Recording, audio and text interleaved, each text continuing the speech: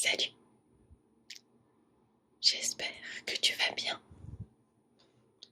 Je suis ravie de te retrouver dans cette nouvelle vidéo.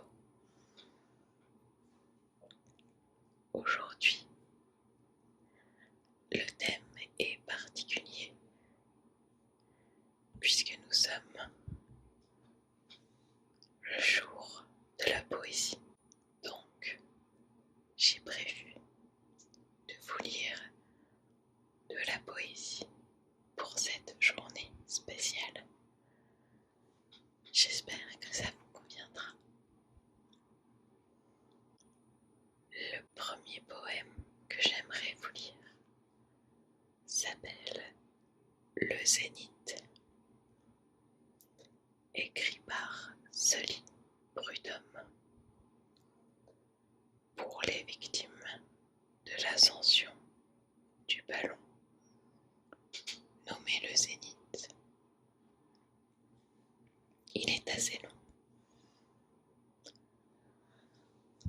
Saturne, Jupiter, Vénus n'ont plus de prêtre. L'homme a donné le nom de tous ses anciens maîtres à des astres qu'il pèse et qu'il a découverts, et des dieux, le dernier dont le culte demeure, à son tour menacé, tremble que tout à l'heure. Son nom ne serve plus.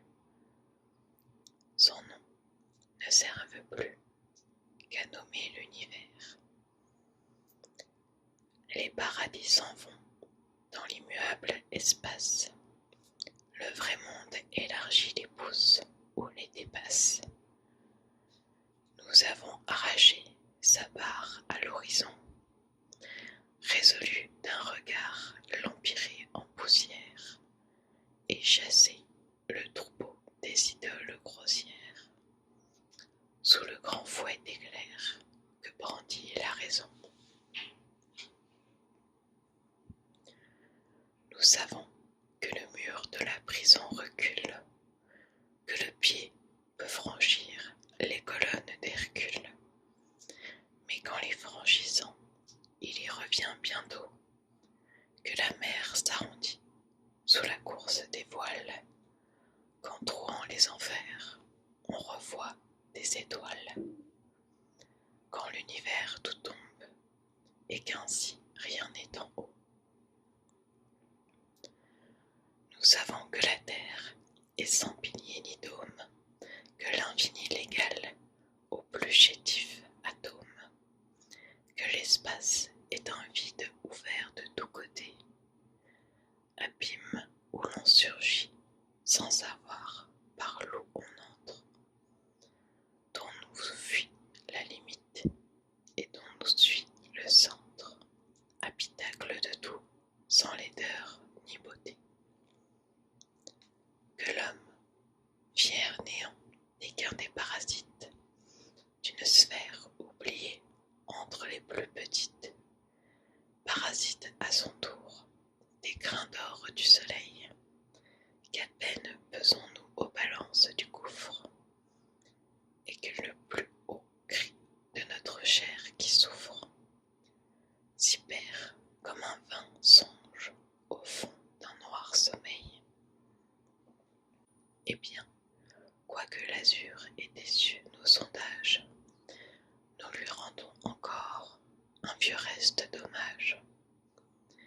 Nous n'espérons jamais sans y lever les yeux, d'où nous vient ce penchant à redresser la tête, ce geste cher à l'homme, inutile à la bête, involontaire appel de la pensée aux cieux. Est-ce de la foi morte un important vestige? Est-ce un pli séculaire et que rien ne corrige par la race héritée des pâtres d'Orient? Est-ce un natif instinct propre à l'humain génie? Ou n'est-ce qu'un hasard, la fortuite harmonie d'un souriant désir et d'un bleu souriant? Cet accord est profond, quelle qu'en soit la cause. Dès que l'humanité fut au soleil éclose, elle a comme un calice ouvert au ciel de son cœur, et comme on voit planer un encens qui s'exhale, depuis l'or où bleuit la voûte colossale, plane son grand espoir de sa raison vainqueur. Et tant qu'on redira l'audace et l'infortune des premiers qu'a puni la divine rancune, pour être allés ravir à ses sources le feu, les mortels frémiront d'épouvante et d'envie à voir quelqu'un des leurs aventurer la vie jusqu'aux bornes de l'air, au pays de leurs vœux. Comme s'ils sentaient là leur chair qui s'allège, et que ce fût encore un bonheur sacrilège, comme si Prométhée, après des milliers d'ans, pour nous encore, ô Dieu volant des étincelles, achevait d'aujourd'hui, par l'osier des nacelles, l'attentat commencé par les rocs des titans.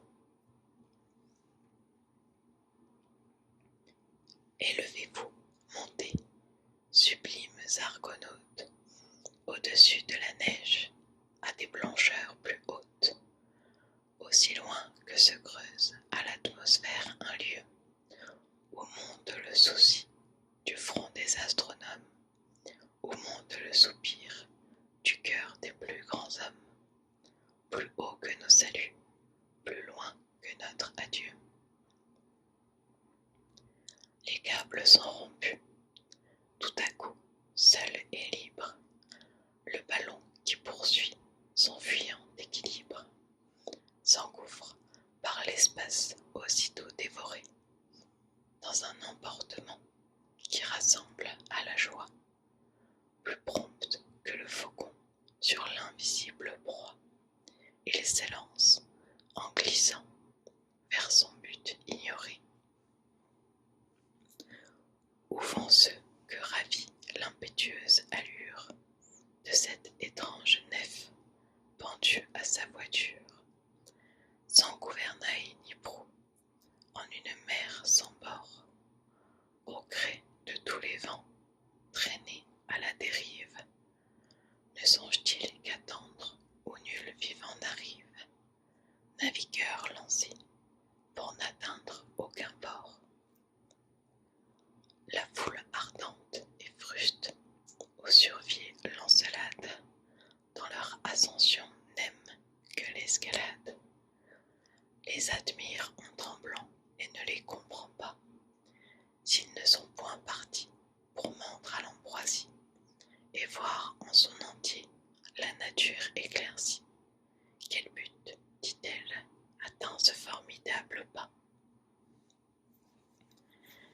S'ils ne sont point partis pour la cime des choses, pour y voir frissonner la première des causes, et ce frisson courir aux derniers effets, pour aller jusqu'à Dieu, lire dans ses yeux mêmes le mot de la justice et du bonheur suprême. Quel profit leur courage étrange aura-t-il fait? Ils répondent, la cause et la fin sont dans l'ombre. Rien n'est sûr que le poids, la figure et le nombre. Nous allons conquérir un chiffre seulement. Ils sont loin, les songeurs de milliers et d'ailés, qui, pour vaincre en un jour tout l'inconnu d'emblée, tentaient sur l'univers un fol embrasement. Nous ne nous flattons plus, comme ces vieux athlètes, de forcer sans flambeau les ténèbres complètes, pour saisir à tâtons ce monstre corps à corps. Il nous suffit, à nous, devant le sphinx énorme, d'éclairer prudemment de point en point sa forme, et d'en lier les traits par de justes raccords. Ils sont loin, les rêveurs subtils d'Alexandrie, et ceux qui reniaient la terre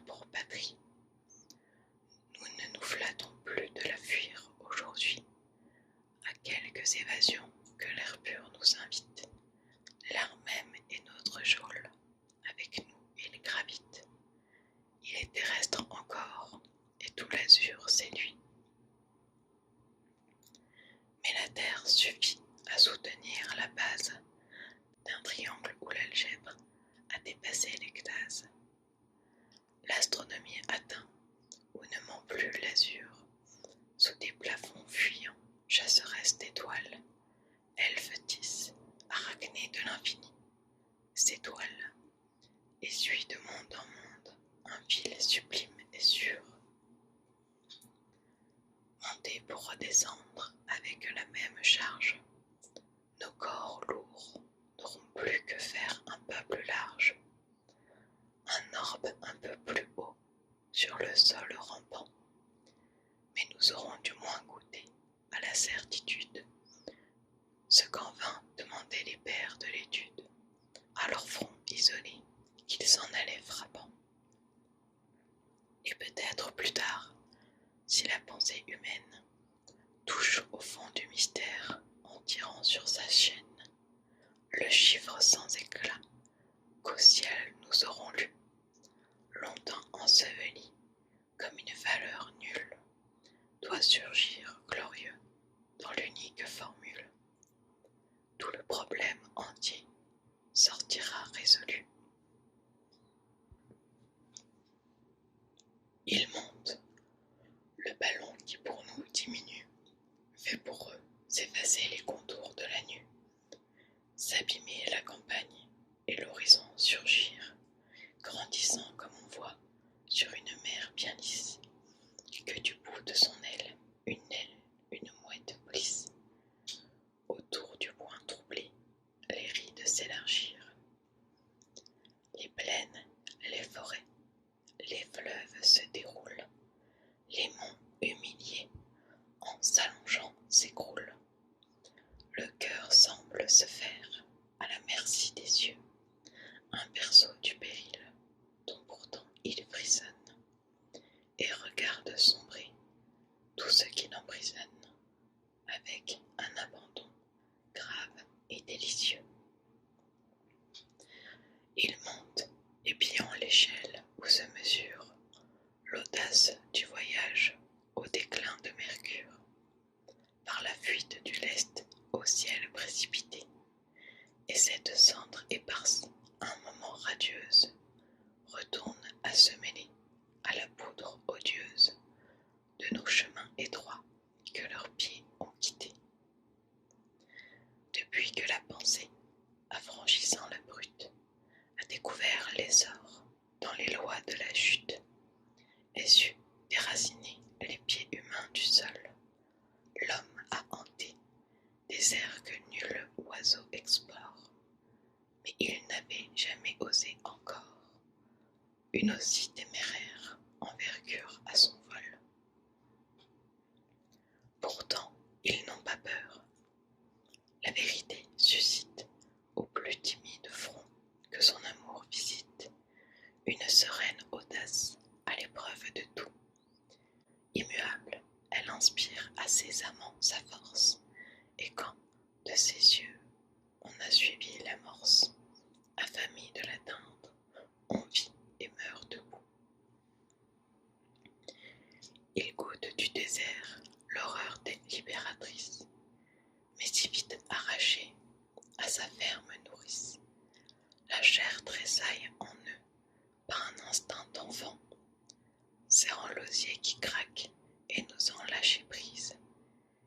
Il semble qu'elle étreigne un lien qui se brise, et pressente qu'en haut, plus rien ne la défend. Plus rien ne la défend, car elle n'est pas née pour une vagabonde et large destinée. Il lui faut une assise, une borne, un chemin, la tiédeur des vallons et des toits l'ombre chère, où la pensée aspire, elle est une étrangère. Il lui faut l'horizon, tout proche de la main. Surtout, il lui faut l'air bientôt lui fait faute, alors s'élève entre elle et son invisible hôte, le génie au destin de son argile uni. L'éternelle dispute, agonie incessante, la chair, au sol voué, implore la descente. L'esprit ailé lui crie un sursaut infini. Maître, dit-elle, assez, mon angoisse m'accable. Plus haut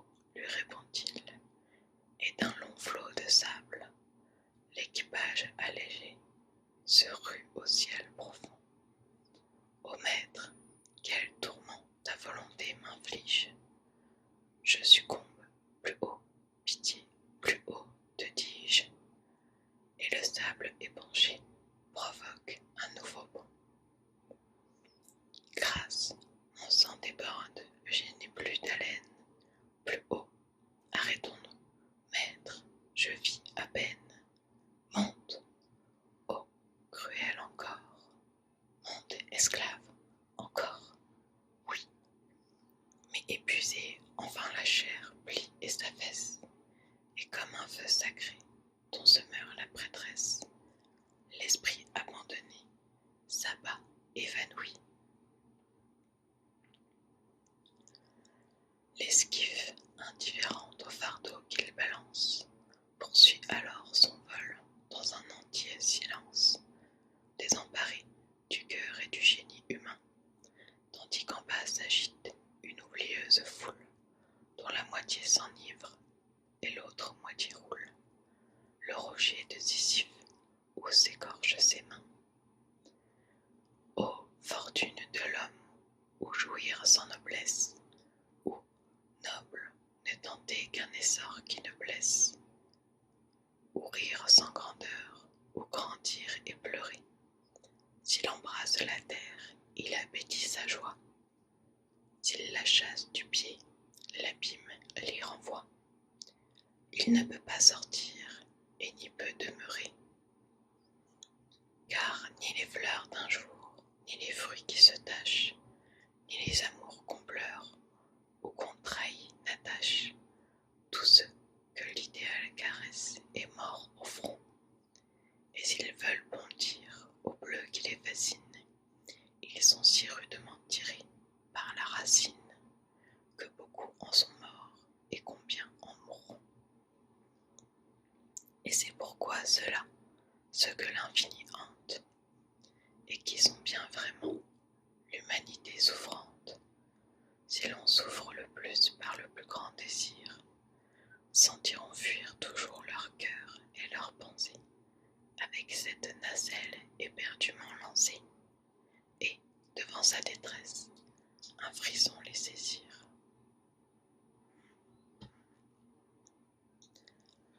Un seul s'est réveillé de ce funèbre somme, les deux autres, ô vous, qu'un plus digne vous nomme, qu'un plus proche de vous dise qui vous étiez. Moi, je salue en vous le genre humain qui monte, indomptable vaincu des cimes qui l'affrontent, roi d'un astre et pourtant jaloux des cieux entiers. L'espérance a volé sur vos sublimes traces, enfants perdus, lancés en éclaireurs des races, dans l'air supérieur à nos songes trop chers, vous de qui la poitrine obstinément fidèle, défiant l'inconnu d'un immense coup d'aile, brava jusqu'à la mort l'irrespirable éther. Mais quelle mort! La chair misérable martyre retourne par son poids où la cendre la tire. Vos corps sont revenus demander des linceuls. Vous les avez jetés, dernier lest à la terre, et laissant tomber le voile du mystère, vous avez achevé l'ascension tout seul. Pensée, amour, vouloir, ce que l'on nomme l'âme, toute la part de vous, de l'infini réclame, plane encore, sans figure anéantie, non pas, tel un vol de ramier que son pays rappelle, part, s'enfonce et s'efface en la plaine éternelle, mais n'y devient néant que pour les yeux d'en bas. Mourir où les regards d'âge en âge s'élèvent, où tendent tous les fronts qui pensent et qui rêvent, où se règlent les temps gravés son souvenir, fonder au ciel sa gloire, et dans le grain qu'on sème, sur terre propager le plus pur de soi-même. C'est peut-être expirer, mais ce n'est pas finir. Non, de sa vie à tout léguer l'œuvre et l'exemple, c'est la revivre en eux plus profonde et plus ample. C'est durer dans l'espèce en tout temps, en tout lieu. C'est finir d'exister dans l'air où l'heure sonne, sous le fantôme étroit qui borne la personne, mais pour commencer d'être à la façon d'un Dieu. L'éternité du sage est dans les lois qu'il trouve, le délice éternel que le poète éprouve, de durer au cœur des amoureux, car l'immortalité, l'âme de ceux qu'on aime, c'est l'essence du bien, du beau, du vrai, du Dieu même, et ceux-là seuls sont morts qui n'ont rien laissé d'eux. Ô victime, plus d'un peut-être vous jalouse, qui, de peur de languir et de l'oubli ne couse, sur son œuvre tardive, un suaire étouffant, laisserait bien trancher sa destinée obscure. D'un pareil coup de faux, dont l'éclair transfigure l'ombre d'un front sans gloire en nimbe triomphant. Aux antiques rameaux, toujours verts du lycée, les générations, espoir de la pensée, rediront que pour elles, on vous a vu périr. Tous les cœurs de 20 ans qui dédaignent la vie et dont la soif d'honneur n'est jamais assouvie, verront en songe au ciel votre tombeau fleurir. Les antiques héros admireraient notre âge pour le nouvel emploi qu'on y fait du courage, et nous leur citérions le vôtre avec orgueil. Mais l'orgueil consterné devant la mort s'efface. Pardonnez au premier que votre belle audace et l'amour de la rasure arrachèrent au deuil.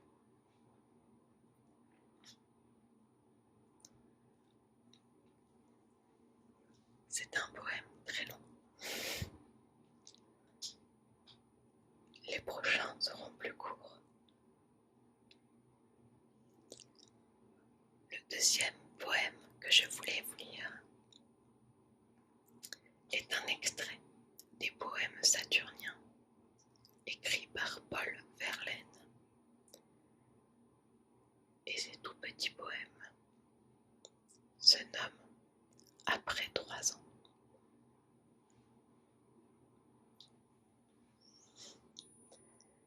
Ayant poussé la porte étroite qui chancelle, je me suis promenée dans le jardin qu'éclairait doucement le soleil du matin, pailletant chaque fleur d'une humide étincelle. Rien n'a changé, j'ai tout revu, l'humble tonnelle de vignes folles avec les chaises de rotin. Le jet d'eau fait toujours son murmure argentin, et le vieux tremble sa plainte sempiternelle. Les roses comme avant palpitent, comme avant. Les grands lys orgueilleux se balancent au vent. Chaque alouette qui va des vient méconnue.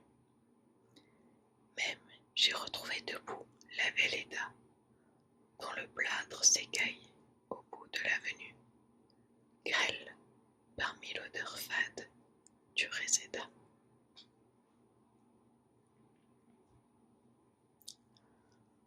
Voilà, celui-là était beaucoup plus court.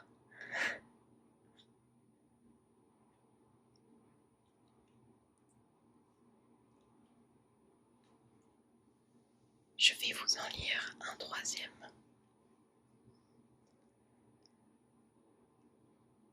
Nommé Transfiguration par Bernard de l'Océan.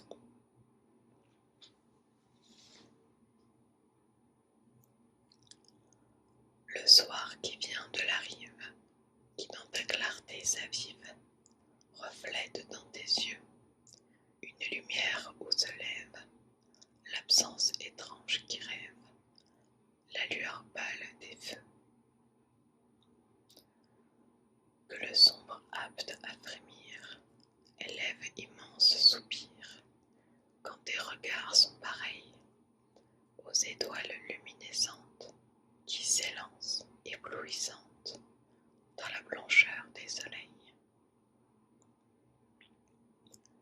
Le vent mobile de l'ombre dans la lumière qui sombre soulève dans tes cheveux de constellées de lointaines lueurs qui se font sirènes et de tes regards dangereux.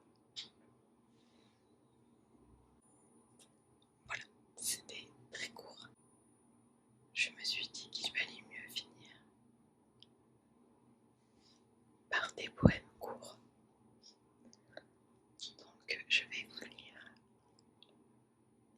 dernier poème qui est un extrait des recueils romains. C'est le numéro 31. XXXI.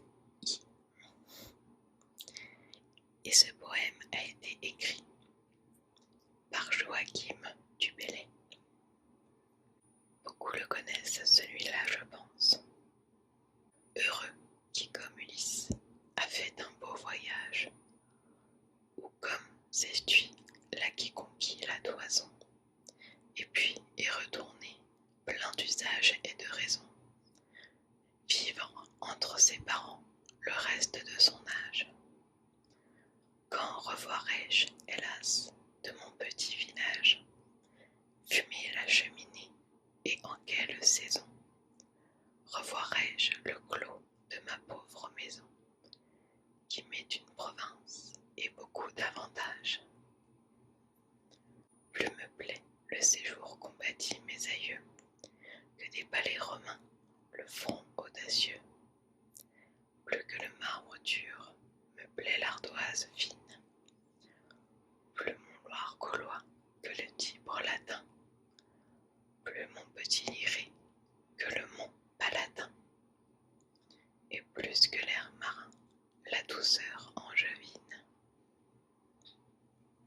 Autant finir sur un poème que certains connaissent, au moins la première phrase, je pense. J'espère que cette lecture de poème vous a plu. Sur ce, je vous souhaite une bonne soirée ou une bonne nuit, et je vous dis à très bientôt.